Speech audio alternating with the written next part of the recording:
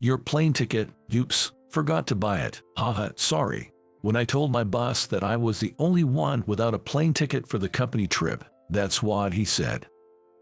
Everyone around us burst into laughter. Eventually, the group arrived at the luxury hotel without me. But then, the manager of the hotel told them something. He's not here, so you can't use the facility. Yes, this is where my revenge on my boss begins. My name is Tyler Brown. I'm 40 years old. I am a company employee. I joined this company right after high school, enduring daily harassment from my college-educated boss. His name is Ethan. Lucky you, getting into this company with just a high school diploma. Ethan values educational background and doesn't accept anyone without a college degree. So, he's relentless with me. But I have a reason for sticking it out and not quitting. Sorry, it's always my fault you're in trouble. Not at all, Grandma, you raised me. Consider it payback. Yes, my only family is my grandmother. She hurt her back and can't move around freely, so I take care of her with the help of a daytime helper. With my parents gone, she took me in and raised me, so quitting my job is out of the question for me. I just want her to always be happy. Driven by that sole purpose, I keep on working. She seems to enjoy spending time with her helper during the day, so I want to maintain that lifestyle for her. So, I went straight to work after high school without going to college. My grandma regrets not being able to send me to college, but I just want her to enjoy life without worrying about the past.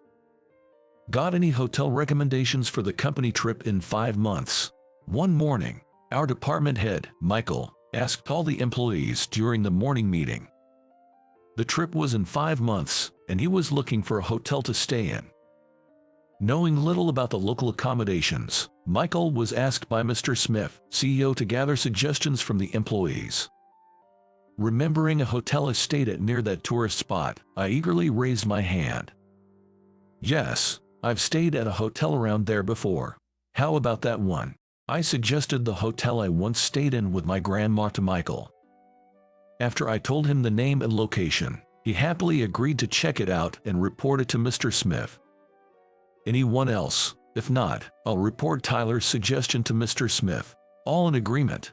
With Michael's call, all employees replied yes, and the meeting ended. As I returned to my work, hoping my suggested hotel would be chosen, it happened. That hotel you mentioned is a luxury hotel, isn't it? You, a high school grad and bottom-tier employee, stayed there, quit lying and showing off.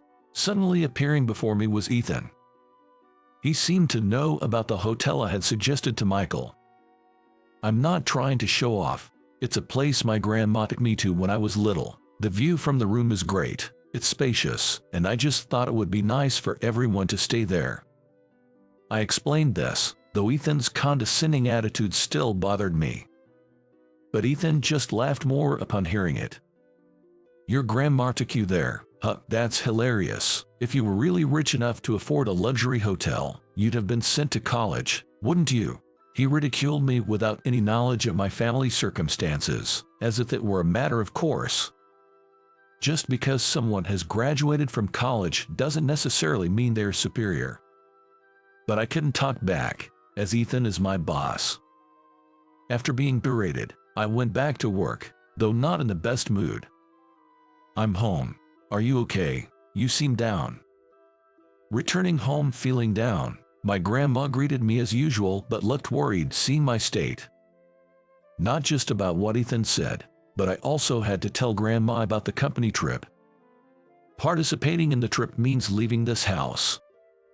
A helper takes care of Grandma during the day, but I've always been there at night, so we need someone else. The company has decided to go on a trip.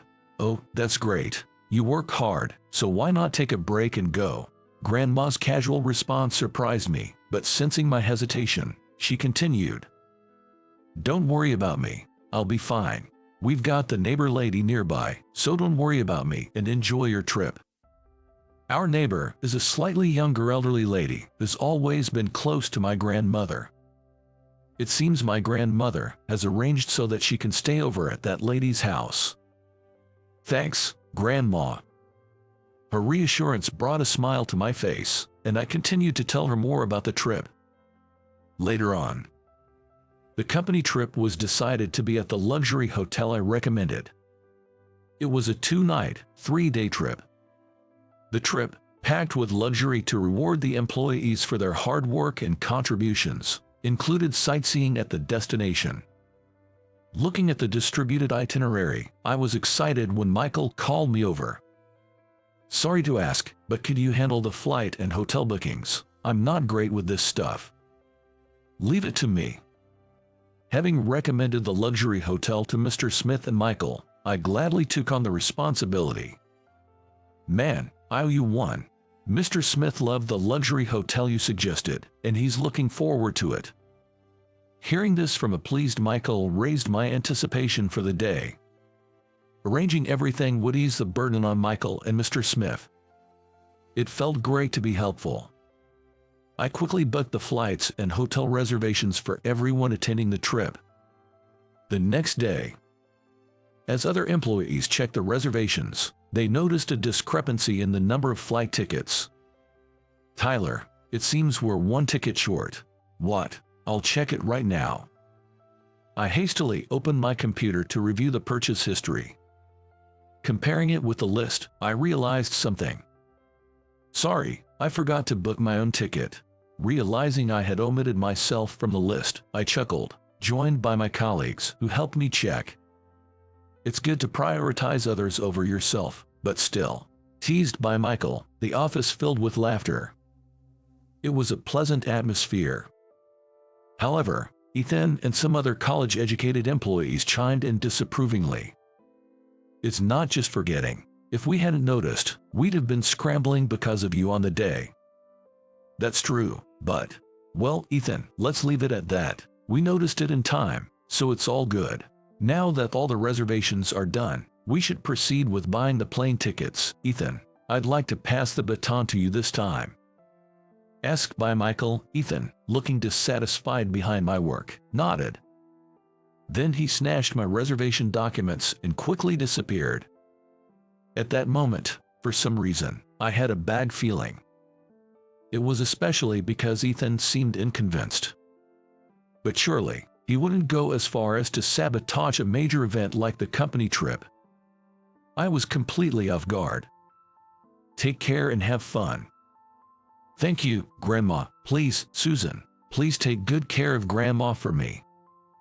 And then, the day of the company trip finally arrived. With my suitcase in hand, I bid farewell to my grandma and our neighbor Susan, and hurried to the airport. I decided to enjoy the next 2 nights and 3 days, a reward for my hard work. Upon arriving at the airport by taxi, I saw some colleagues had already arrived. Ethan's distributing the plane tickets.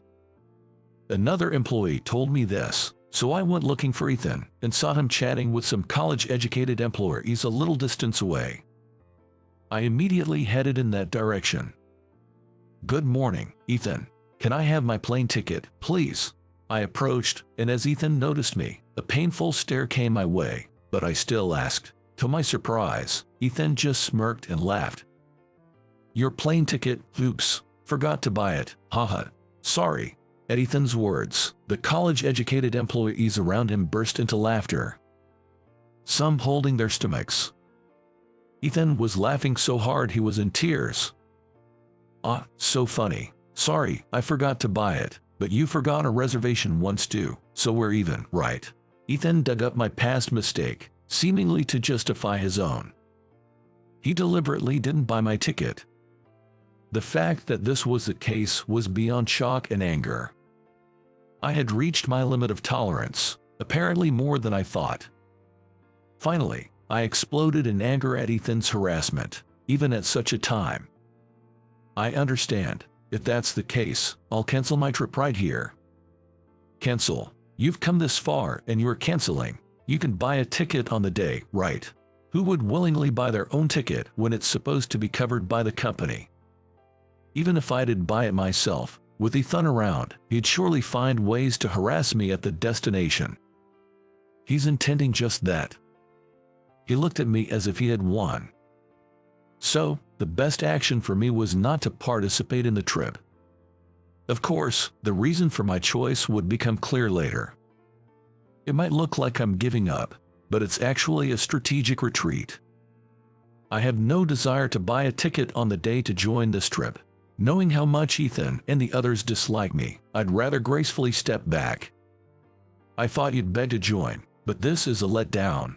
Don't worry, we'll enjoy the trip enough for you. Just stay and take care of your grandma. Maybe you should consider a career change to a helper. Huh? Ethan's words again caused an uproar of laughter. Other passengers and employees arriving at the airport looked annoyed at Ethan and his group, but they didn't care. Unable to stand being around such insensitive people, I turned around. Michael and Mr. Smith hadn't arrived yet, so please tell them I'm canceling. Goodbye. Sure thing, see ya. After telling the rowdy group, I left the airport. What happened to Tyler? Later, during roll call, Michael, noticing my absence, asked Ethan. Tyler said he suddenly felt unwell and went home. Is that so? I hope he's all right. Looks like everyone's here then. After the roll call, everyone boarded the plane under Michael's direction. Soon after, the plane departed and safely arrived at the destination, a popular tourist spot. Meanwhile, I returned home with my carry-on, put down my luggage, and then went to visit our neighbor, Susan. Aren't you supposed to be on the company trip? Susan was quite surprised to see me back, and when I told her I returned because I felt ill, she became extremely worried. Her and my grandma's concern, suggesting I rest immediately, made me feel comforted. I have people who worry about me like this in my everyday life. But in reality, I wasn't ill at all. I just couldn't bear the harassment I received from Ethan earlier and returned home. I didn't want to cause him any unnecessary worry. Glancing at Susan's clock, I realized that by now, Ethan and the others would be arriving at the destination. Thinking about them moving to the luxury hotel I recommended by evening, I couldn't help but smile to myself. Secretly smiling under the blanket I borrowed from Susan, neither she nor my grandmother noticed. And before I knew it, evening arrived, and everyone reached the luxury hotel. Looking up at the impressive luxury hotel, the employees' expectations, having thoroughly enjoyed the tourist spot, grew even more. Come to think of it, Tyler was the one who reserved this luxury hotel, saying the group reservation should be under his name should work, right? Ethan said this, and an oblivious Michael followed him to the reception. Upon giving the company name, they checked the reservation. Which of you is carrying the membership card? Membership card. Confused Michael and Ethan tilted their heads as the receptionist explained. Our hotel accepts reservations and stays from guests who have a membership card. For a group, the person who made the reservation would typically be the representative and have their name on the list. We left the reservation to our employee, Tyler, so it should be under his name, right? Michael, realizing they might not be able to stay without the card, showed signs of panic. Thinking mentioning my name might help, as I made the reservation. The reservation is listed, but where is Mr. Tyler Brown? Either way, without presenting a membership card, you cannot use our hotel. Tyler suddenly felt ill and couldn't come, so we don't have his membership card. Ethan, too, began to show signs of panic, his voice of frustration spreading among the surrounding crowd. The employees looked anxiously at Michael and Ethan. I'm sorry, but get the manager out here. I'll talk to them. Hearing Ethan's words, the receptionist switched with the manager. I am the manager here. I've checked again, but without Mr. Brown, who made the reservation, you cannot stay. The hotel reiterated that they couldn't stay as per the reservation list. However, Ethan became even more irritated and threatened. Get the CEO out here. The manager hurriedly reached for the phone and made a call. Are you available? I'll come to you. Please wait. Understood. The manager had called the hotel CEO, Mr. Johnson. After hanging up, the manager informed Michael and the others that CEO Johnson would be coming to the reception. "What's going on here?" Our company's CEO, Mr. Smith, having heard about the commotion, arrived, and Michael and Ethan explained everything they had been told by the manager. Meanwhile, Mr. Johnson arrived with his secretary. "Nice to meet you. I'm Johnson, the CEO of this hotel. Thank you very much for your courtesy." Everyone swallowed hard at the sight of both CEOs meeting. Unconcerned by the tense atmosphere, the two CEOs exchanged business cards and spent a moment inspecting them before putting them away. "Actually, I've just been informed by my employees that we can't stay here without a membership card. Yes, the guest who has the card supposedly fell and hasn't arrived at our hotel." Mr. Smith looked anxious, but Mr. Johnson maintained a smile throughout.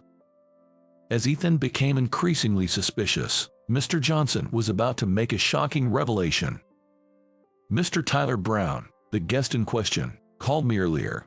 He wasn't actually ill, but couldn't come here because a malicious employee didn't give him a plane ticket." A malicious employee. At Michael's words, everyone's gaze suddenly turned to Ethan. He was the only one who had openly shown malice towards me, so everyone unanimously directed their stares at him, making him even more flustered.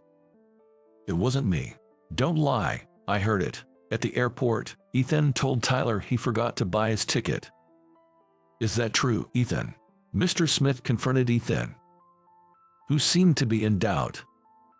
Looking around for help in a panic, but with witnesses present, no one defended Ethan. Even the college-educated employees pretended not to know him. Ethan, looking frustrated, finally confessed the truth. "It was just a light-hearted joke. He's only a high school graduate and always tries to outshine me, a college graduate. I couldn't bear the thought of him going on the company trip. So, Ethan admitted he deliberately didn't buy my plane ticket." Mr. Smith scolded Ethan for his actions. "What have you done? You've ruined our much-awaited trip. Does this mean we have to sleep outside on our first day?" "Don't worry, Mr. Smith. As an exception, we will allow you to stay tonight without a membership card. I have a long-standing relationship with Mr. Brown, so I cannot let his colleagues sleep outdoors." "Thank you, you've saved us." Everyone was relieved by Mr. Johnson's consideration. Now that everyone knew Mr. Johnson and I were acquainted, Ethan spent the day quietly, a change from his usual behavior. "Thank you for your cooperation." "Not at all, please don't worry about it. Please extend my regards to Dorothy." After everyone was settled in the hotel, Mr. Johnson called me, and I expressed my gratitude upon hearing what had happened. Mr. Johnson was an old friend of my grandmother and had been close to us for many years. Since my grandmother hurt her back, I hadn't been able to visit or use the hotel. When I mentioned introducing the hotel for the company trip, he was very pleased and had been looking forward to seeing me, but unfortunately, things turned out this way, leaving me feeling apologetic. I promised to visit him again with my grandmother and ended the call with Mr. Johnson. Afterwards, everyone returned safely from the company trip, but Ethan was severely reprimanded by Mr. Smith and Michael. His deliberate omission of buying other employees plane tickets and the harassment towards me and other high school graduates came to light, leading to his transfer. After his transfer, I heard Ethan ended up in a department where the head of the department seemed to be a very strict man and he had to be disciplined every day, and I hoped that he would learn from this and stop prejudging and harassing people based on their educational backgrounds. Long time no see. How have you both been? Thanks to my grandson, I'm always in good spirits. Several years later, I visited Mr. Johnson's hotel with my grandmother, who was in good health. We couldn't make it to the company trip years ago, but I'm really glad we could visit together this time. The reunion was a joy for Mr. Johnson, and my grandmother was all smiles in the welcoming atmosphere. I felt deeply moved, knowing that it wasn't just my effort that brought about this happiness. It's all because of the connections we've made, I thought to myself.